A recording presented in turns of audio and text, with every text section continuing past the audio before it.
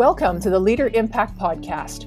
We are a community of leaders with a network in over 350 cities around the world, dedicated to optimizing our personal, professional, and spiritual lives to have impact. This show is where we have a chance to listen and engage with leaders who are living this out. We love talking with leaders, so if you have any questions, comments, or suggestions to make this show even better, please let us know. The best way to stay connected in Canada is through our newsletter at leaderimpact.ca or on social at LeaderImpact. If you're listening from outside of Canada, check out our website at leaderimpact.com. I'm your host, Lisa Peters, and our guest today is Brit Dort. Brit grew up in a small town in Saskatchewan before moving to Medicine Hat, Alberta as a teenager. She went on to attend Mount Royal University in Calgary, where she was enrolled in their broadcast journalism and communications program. From there, she interned at CTV Regina and eventually was hired on as an associate producer on the morning show, going on to anchor and co-host for 4 years and eventually moving into CTV Saskatchewan's sole sports reporter position. She is in charge of covering all local sports in the province, which also earned a spot at TSN's Bureau for Saskatchewan. But mainly, Brit covers CFL, Hockey Canada, and other various local sporting events for the national network. Welcome to the show, Brit Dort. We've done it. We made it here. Thank you for having me. It's been a long process. Isn't it funny? We're both in relative media and we're like, got issues logging on. Oh my gosh. That's what happens. And just issues of like trying to find time to do this. Like I think it's been like a 10-month thing. Yeah. So Yes. So when I got your call yesterday, I'm like, I'm available. So thank you. Well, gosh, thank you. Well, I mean, you're a TSN reporter, and I mean, this is a busy time for you. Well, I think all busy time, right? If you're going from one sport to the next sport. Yeah, it kind of is always busy. This is where it's really going to amp up. And this is honestly like my last weekend of freedom. And I took a day off today, like a vacation day, because I was thinking I'm not going to have any for a long, long time. So yeah, my fiance is working today and I was like, hey, what's the earliest you can be done? Because I want to go for dinner and I want to go, we're going to go golfing tomorrow and everything. So I'm like, I got to get everything crammed into one weekend. Yeah. Awesome. Well, then we really appreciate you spending the next half hour with us. So Thank you. All right. So our first question is obviously looking a bit of your professional story and how you got to where you are today.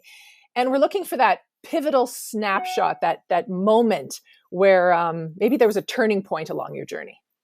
Yeah. Oh my gosh. I laugh about this all the time. It's actually a really sad thing, but I laugh because of what I went through at now I look back in young age, I felt old at the time.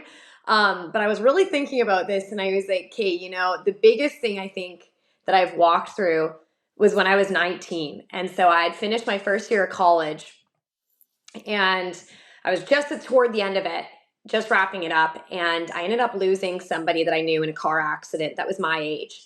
And it was the first time I'd experienced death of somebody that was my age and very sudden and tragic. Like never had walked through that. I'd experienced death, losing some family members and things like that. But again, it was the first time that it was somebody my age. And I just it hit me and it took everything out of me. And I had that wake up moment of, okay, if my life ended today, where would I be? What would I be leaving behind in this physical world? And I was so unhappy at the time, but I think I was so scared to almost face the unhappiness I was walking through because I'm kind of like that person who was a pushover my whole life of I always did what everybody else wanted me to do. So the program I was in at college at the time, the relationship I was in at the time, I was very content with, but not happy with. And I just had this 19-year-old quarter life crisis, if you're going to call it. And I just woke up one day and said, no, I can't do this. I would be so unhappy if I left the world today and this is where I was at. Yeah. And so I had to tell my parents, I don't want to do the program I'm in school that I've just done a year of that they've paid for. And I also had to end, a very long-term relationship I had been in for, I think, over 3 years. The person that I think everybody assumed I was going to marry. I know at 19 that seems crazy, but it just seemed that way. And I ended both, and I've never felt more lost in my entire life. It was very overwhelming because everything from that point in my life had always been set out for me. It was you go to grade 10, you go to grade 11, you go to grade 12. Now we're moving on to college. And then, when the summer was about to start, I was going to go do my summer job and return to college in the fall. And so for the first time I had nothing. And that was kind of that surrendering moment where you're like, all right, Lord, it's in your hands. I don't know what I'm going to do. I don't know what I want to do. And it took a lot of finding, and it took a lot of, really, like what sparks joy in me. And through some twists and turns, I did end up landing on broadcasting and that side of things. I initially had thought PR, and that's why I did a little more communications too. Always kind of figured I wanted to do something sports and sports related. And yeah, that's kind of where it at. And then literally, 3 months after too, I met my fiance. We've been together for almost 10 years now. And it's just like, you see all the little intricacies that worked out. And it was just like, at the time it felt so overwhelming, but it all worked out. So that's kind of my one big pivotal point, I think, that really changed, the landscape of where I headed in my career life. And then when I got on in my career eventually, so you go to school for a few more years, I interned at CTV Regina, which you mentioned. And I remember finishing my internship and they didn't have any job openings. And I was just distraught because, again, now I'm at the second point in my life where I always had something planned ahead of me. So now I'm graduated from university and I have no job lined up. I had to move back in with my parents and I was just like humbled in this moment. And I just remember panicking. 6 weeks went by and those 6 weeks felt like 6 years because, I was I think I was very unhappy in that moment because I just felt like, God, you're leaving me. Like I was so sure I was going to get a job right out of this internship. And then lo and behold, CTV ended up calling me back and said, hey, like we have a job on the morning show, a producer job. And I was like, yes, I'll take it because I would take anything at that point. But I remembered being disappointed that it wasn't a reporter position because that's what I had done when I interned. But it turned out to be the best thing. Like I ended up falling in love with working on the morning show, the crew I worked with. It worked me into being the anchor just a year later. So all those things where you think you didn't want something and then it happens and it works out, those were my turning points. And then here we are today. Oh, such great stories. And at 19, that is very hard to lose a friend. And when you made those changes and you quit the program, you quit the boyfriend, did your friends kind of look at you like, whoa, slow down, you're a little crazy? Because I think people think that.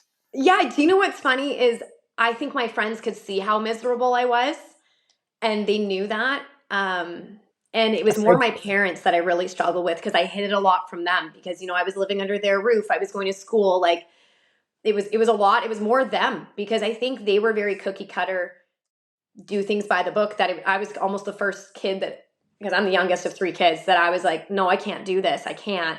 And I think they thought, what is going through her head? What's happening? Mm-hmm.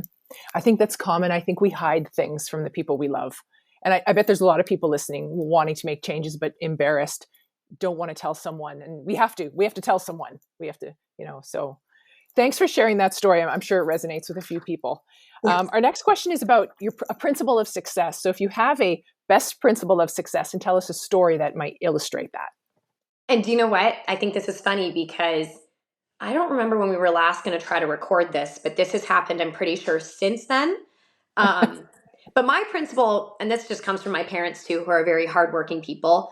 My fiance is extremely hardworking. And he comes from a hardworking family, like, is literally work hard. Like I always work the hardest, be the hardest working person in the room. And that has gotten me to where I am today because, I think a lot of it is people don't always see what happens behind the scenes. People only see me for 30 seconds on a quick sideline hit when they're watching a CFL game, but you don't know the work that went into that. But God sees it. Like God is always watching you when you are working and he knows the work that you're putting in. And so the story that kind of goes with this is the Briar was just in Regina, which if you don't know what the Briar is, it's the men's national curling championships. It is a grind. It is like 10 straight days. I didn't sleep. I was working. It was insane. Team Saskatchewan made the final. So like that made it that much more work. And it was a lot, but I love what I do. And this guy came up to me who worked for, I think, Curling Canada and said, I've been working for 42 years covering these events, and I've never seen somebody work as hard as you. Because I guess he had just seen me throughout the week, just like running back and forth to places, doing live hits, got to go film these scrums, got to write these stories, got to whatever. And it's so funny because I didn't realize he had even seen me. Right. And so it's almost funny. It's almost like same thing. Like God sees what you're doing. This guy saw what I was doing. And I laughed and I said, can you tell my boss that? Can you email my boss, please? So I think that's really important. And I actually wrote down a verse too that I wanted to share about that, because it goes kind of alongside this in a way. A verse that I've really, really had to tell myself in this industry when I receive negativity comes Mm. from 1 Timothy 4:12. Don't let anybody think less of you because you're young. And, it goes on to say about being an example for other believers and for people and what you say and your actions. A lot happened for me in my career very young. And I was very fortunate. And that's all from, the man above. That's not my works. I worked hard to get where I was, but it was him on top of that. But I received a lot of negativity, even from coworkers, about things that were happening for me really fast, because other people had been in the industry grinding it out for years. And here I was walking in, and I got an anchor job 1 year into the industry. Now I'm doing what I'm doing again, sports on the national stage. And it comes with negativity. It comes from people rooted in, I think, a seed of jealousy and insecurity. And I understand that because I've been jealous. I've been insecure about other things. So I would have to, even in the toughest moments, just, even though you're young, just be an example, and work hard. Yeah. Do you ever hear the phrase, my daughter is 20 and works hard? I mean, listening to you, I hear her. And I asked her one day, do you ever hear people ever say you're so lucky? I'm like, because Ellie, you are not lucky. You work hard for the opportunities and the blessings that come on you. But I have to give that speech to her. It's not luck, Ellie. Like, it's work hard. Yeah, And I don't I know if think you so hear that. too. Because I think, and I never use the word lucky. I actually will never say good luck to somebody. I'm not a luck Okay. person. I don't believe in luck. Yeah. I believe in the favor of the Lord. So I'm the same way. I think when somebody says that, or, I always say, well, the man above's watching me. Like, he's the one that's, placed us on my path, and Yeah. everything's God willing. So I That's a feel great, that. yeah, great response. I know Ellie's listening, so she'll take that one. Thank you for Perfect. that. Hi, Ellie. All right. Well, we learn more from our failures and mistakes than our successes. And I'm wondering if you have a story that can share your greatest failure or any failure and what you learned from it. So it was during the pandemic, and at the time I was the anchor co-host of the morning show, and the 6 o'clock anchor job opened up. And I wasn't going to apply for it because, again, like, I naturally was gravitating towards, I really wanted to do sports someday, but it was like pandemic times, things were really shut down. And my boss ended up telling me, like, I think you should apply for the 6 o'clock anchor job. Talked to my parents about it. They were like, well, why wouldn't you? Like, it's considered, in the media world, the 6 o'clock anchor was like, I mean, you were the 6 o'clock anchor. And so I applied for it. And then I ended up, if I'm going to do something, I'm going to go whole heart into it. So I, really felt like I nailed the interview. I worked really hard at proving myself. And I didn't get it. Like, and you know what? I think all along I knew I didn't want it. And Mm. even like, it's like, like, listen to almost like that little voice, like what God's telling you. Like, I didn't want it, but I think he was preparing me for something else in that interview process. And so my boss called me to tell me I didn't get it. And it was almost like that little first sting of rejection. Yeah. Like, you kind of are like, oh, okay, like that hurts. But then I like hung up the phone. And even on the call, I think with him, I said, was I your last call? Because I hope so, because I was very content with not getting it. And he goes, no, I have more to call. And I said, oh, like, I'm sorry. I was like, I wish you could end it on me, because I was like, I am not one bit upset. And Yeah. the person you're going to choose is going to be the person that should do this. And so, yeah. And then, like, I mean, I had to tell my parents and Brady, and like, Brady's my fiance, sorry. Yeah. But again, like, I wasn't upset. And then lo and behold, a few months later is when the sports job opened up, and the interview process was very similar to that. And I think that's what helped prepare me for that job. Yeah. Because then I told them in that interview process, because now I'm with the same bosses that I was trying to convince them that I wanted this other job 4 months prior. And now I'm going, okay, I'm doing it again, but this is actually the one I want. Yeah. It's funny when you're in something and you don't get it. And then you look back, right? And now 4 months ago, or 6 months later, you get what you want. And it's, hindsight. Like, I never wanted that. It was part of the path. That interview was part of the process.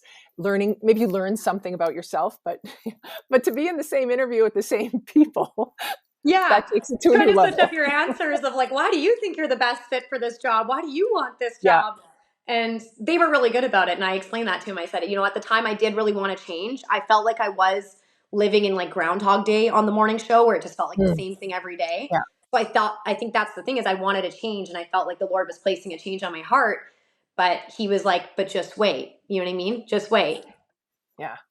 And I bet you had fire in your eyes for the job you have now. Like, I bet there was just this excitement. There was a difference in you. I can see it. Like, you just seem, yeah, that type of person. Way different. Yeah. So, at Leader Impact, we want to grow personally, professionally, and spiritually for increasing impact. And I'm wondering if you'd be willing to share an example of how the spiritual makes a practical difference in your life as a leader. Yes, I wrote so many notes here because I wanted to make sure to try to sound eloquent because I clearly go off on tangents, and I'm trying to remember what part of this, just where the spiritual impacts of me as a leader. I think without God, like I am nothing. Like I am blessed because of him. And then, my works on top of that, the gifts that he's given me, that's where I feel like I'm a leader. And I feel like listening to you when you gave advice to my daughter and when you said something, it's in everything you talk about it. So the way you talk about God is just refreshing. You bring it into every conversation. Just listening to you, I'm like, I think she talks about it like just thanks to the big guy above. Like I think. Well, and you know what? Like I think it's so natural because again, like yes. I was doing an interview a few months ago, and this guy noticed my engagement ring, and he was like, "Oh my gosh, how old are you? Like you seem so young to be engaged." And I was like, "Whoa, bless your heart! Like thank you for saying that because I don't feel young anymore." And he just immediately said, "Oh," and he said, like he recognized that I said, "Bless your heart," and then basically was like, "Oh," and turned out he was a pastor, and I didn't even know that. And I was just like, so then he kind of was like, "When are you getting married?" And we talked a lot about like marriage and things like that. So I do think that like, yeah, your words and your actions, which I think kind of goes into our next question about like the legacy you leave behind. But I think if you're always an example of, God and somebody in your words and your actions, even if you're not mentioning him, I think people can tell. And, this is like funny. I wasn't even going to bring this up, but when I do Rider games at Mosaic Stadium, there's these two security guards that they're kind of like in charge of me. They're also in charge of other security, but just to make sure that I am safe because you just never know how fans can be. And the one game I brought my parents down to the field before the game and I introduced them to they're the best security guards. Same thing. They just have energy and love. They're hilarious. And my mom walked away and she was like, "You can just tell they have the joy of the Lord. Like you could just feel the presence of them." And I said, "Yeah." And so I think that if somebody was going to compliment me and they say like what you just said, which is gorgeous, thank you. I just think, okay, do I have the joy of the Lord in everything that I do? And so that's, I guess, me being a leader is just trying to kill people with kindness, and not every day is hunky dory. And I have games that go awful and my hits are brutal and it gets really hard on me and I get anxious and I get all in my head. But it's like, if I can just be a leader in just my actions and my words and the style of the person that I am, that's good enough for me.